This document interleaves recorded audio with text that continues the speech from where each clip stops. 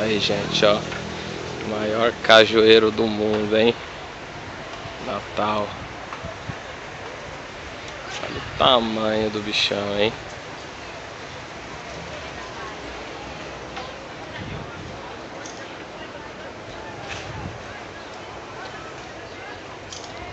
Ocupa uma área aí de 8.000 metros quadrados, dá pra você?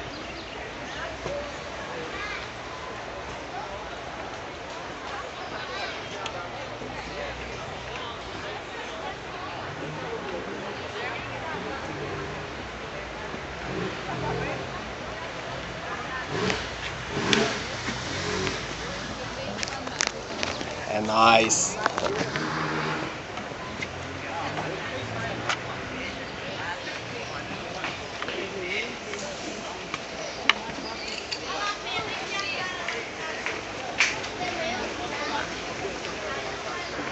Meu, ele se espalhou por tudo, cê é louco, velho. Ele ainda vai crescer mais, o maluco, ele falou. Em 100 anos. Mais 100 anos ainda.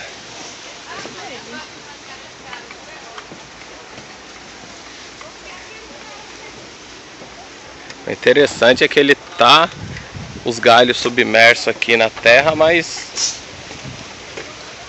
não tem raiz, não tem nada, né? É só um único pé.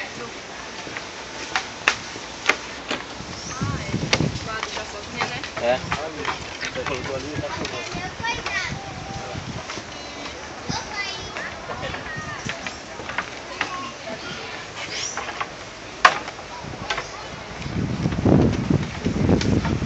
Ah, não, eu acho muito estranho.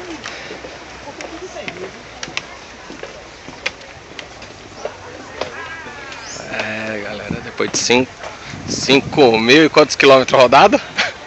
5.800 já, né? Por aí. Pegando o litoral inteiro, ó, do Rio de Janeiro até aqui. Aí, Digão, põe a cabeça no caju.